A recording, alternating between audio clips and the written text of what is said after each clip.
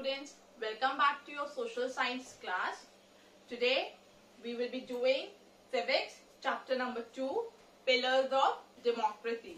We have already started this chapter. We have completed 2 videos on that. This will be video number 3. So shall we start the topic now? Okay. So if you recall, in the previous 2 videos we were discussing various pillars, various elements of democracy. Okay. Today we will be discussing another feature of democracy, that is disciplined citizens. Now, for any democratic country to work in an effective and efficient manner, it is very important that the citizens, they should be politically aware and they should be disciplined. So what do I mean by discipline here? Why I use this word discipline when I'm talking about the citizens of the democratic country? What is the relation? Anyone? Democracy, disciplined citizens? See, what happens if the citizens, by discipline, what I mean here is that if the citizens, they will be disciplined, it will be beneficial for the government to work in an effective manner.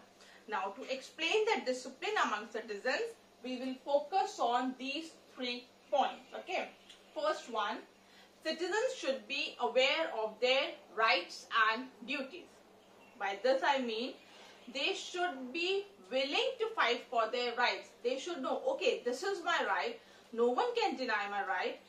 If anyone is surpassing, suppressing or ignoring my right, I will fight for my right, because this is what is being provided in the constitution. It is my right. I am ready to fight for my right. Okay.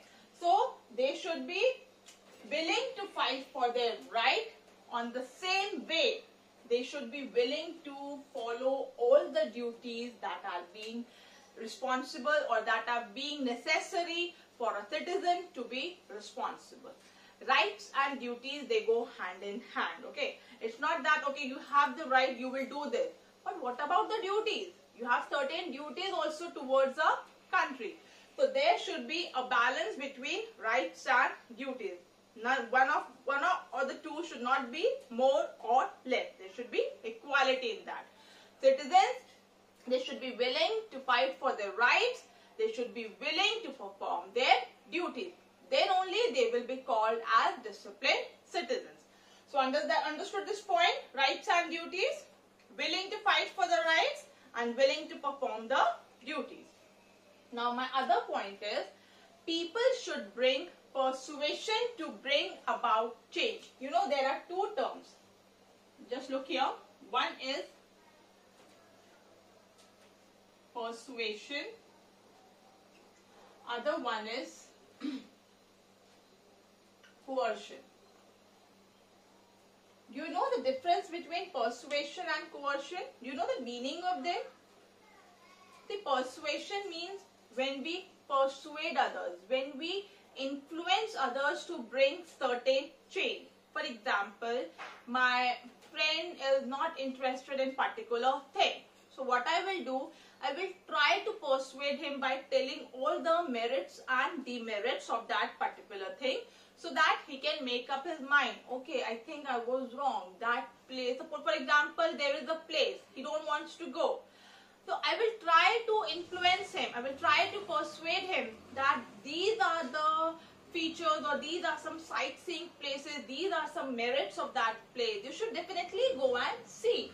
If you don't like it, then don't go from next time. Okay, this is my way of persuading him to change his thinking, to bring about the change.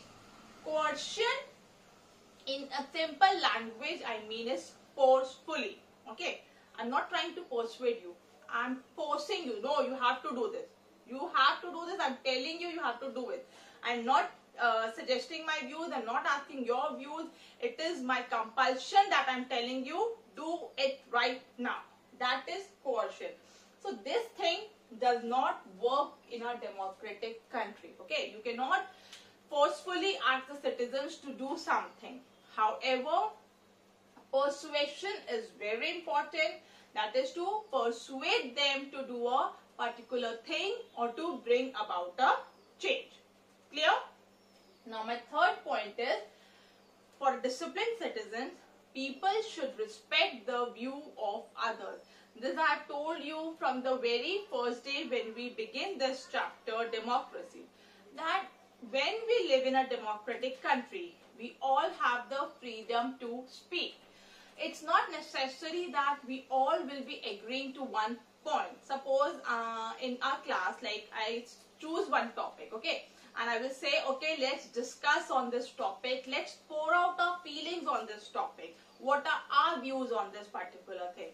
So it is not necessary that we all will come together or we all will agree on one particular thing.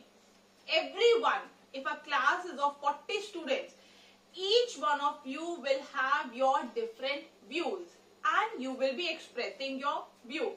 Now, it's not necessary that your views will match with mine, but it is my duty to respect your views. Okay, you have certain point. Maybe I did not think in that way. Maybe I'm not agreeing to your point, but I respect your views. Okay, this will be considered. We'll think upon this. Okay, that is, people should respect the view of others. Clear? So, for disciplined citizens, what three things are important? First of all, they should be aware of their rights and duties.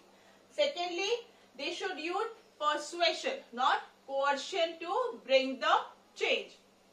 Then, they should respect the view of others. Now, if all these things are there, then the essential condition for successful working of democracy. What are the essential conditions that a democratic government works successfully? First one is enlightened, that is enlightened citizen. He should be tolerant and he should be disciplined. If all these three things are there, then definitely that will help in the betterment of the country. Clear? Now we are done with disciplined citizens. We'll move to the next feature now. Now the next feature is disciplined political party. Before that we had discussed about disciplined citizens. But what about the political party? We all know that at the time of elections, every political party, they select their representative who will be the face of their particular party. They meet people, they discuss people, they influence people to vote for them. They also formulate some policies and tell people that if they come into power, they are going to implement those. Okay, so basically these political parties, it is very important for them that they also be disciplined. Now, how will they be disciplined? What all they have to do if we need to talk about that these are the disciplined political parties? See, we all know these political parties, they help in creating public opinion and persuading people to vote for them. Okay, because the way they are talking with us, the way they are discussing about the policies, we are able to formulate some ideas, our opinion about them. Okay, and then with them only they will be persuading us to vote for them. Then these parties, they should be well oriented and disciplined. If the political parties, they are well oriented and disciplined, elections will go on smoothly. Firstly. Secondly, the government will work in a very effective manner. Okay. Now for these parties, the most important thing should be national interest. What do you mean by national interest? See, we all know that everybody, whosoever he is, if he is there in a particular field, there would be some personal interest also. There are very few who think about others first. So I'm not saying that all are same, but it may happen that they may have some personal interest. But they should keep that, they should sideline that personal interest, and for them, nation should be first. Whatever is fit for the nation, whatever is good for the nation, that should be their priority. Their personal interest should be kept aside. Because when you are representing your party, that means you're not only representing your party, you are winning the trust of the people. And if people are trusting you, you have to work for them. Because whatever promises these parties have made to the people, based on that opinion only we have selected them, right? For example, when elections are near, these people come, we watch in television, we watch in news that they are discussing about their plans and policies which will be implemented if they come in power. Based on that only we set our view, we vote for them. But if they don't agree, if they don't fulfill their promise, it will break the trust of us also, right?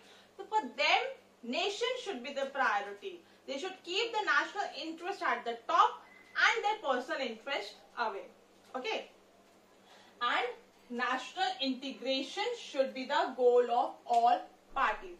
They should not focus, they should not follow or focus on a particular religion, particular caste, particular race, or particular creed. For them, they should join together everybody. They have to take together. You remember we discussed about inclusiveness in the previous video.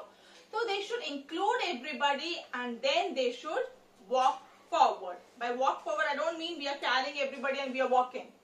It's very simple that they should take the interest, they should make the policies in such a way in which it is better for each and every section of the society. There should be no partiality, there should be no discrimination. Any rule, any law is equal for all. Then only we would be nationally integrated, which is the beauty of the nation. So understood? We discussed about today what? Discipline, citizen and discipline, political parties. Disciplined citizen, if you are aware of your rights, if you are aware of your duties, okay? If you are respecting the view of others, you're not creating any problem for anybody, then you are a disciplined citizen. Disciplined political parties, you are working in a manner that is better for the nation. You're working in a way by which you will take the nation forward. Then only you will be termed as disciplined political party. Understood these 2 points? Okay. Now, I will be giving you a short assignment. I'll be writing down the assignment here. You'll be doing it in your notebook. This will be assignment number 3. Okay?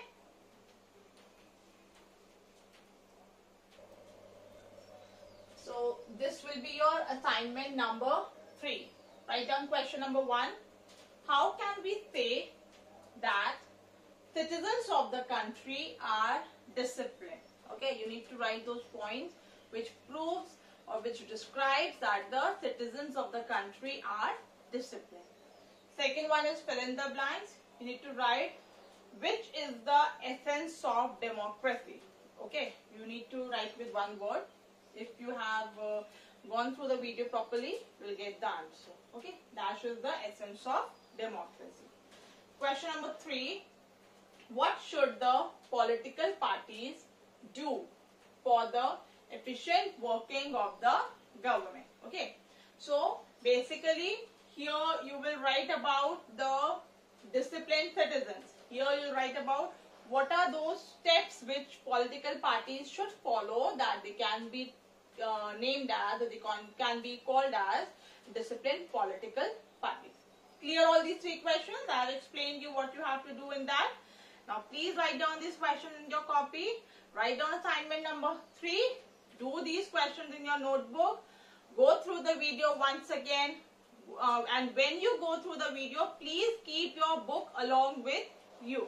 So that if there is any point which you have which is there in the book which you have not understood, you will be able to understand with the video. So video and book should be going simultaneously. Okay, whenever you watch any video, keep your book also, so that all the points are covered and there is no point in the book which you have not understood. Okay, because I have covered everything in the video. Hope this is clear for today. We'll be meeting again in video number 4, in which we will be discussing another features of democracy. Till then, all of you take care, stay safe, stay home. Bye.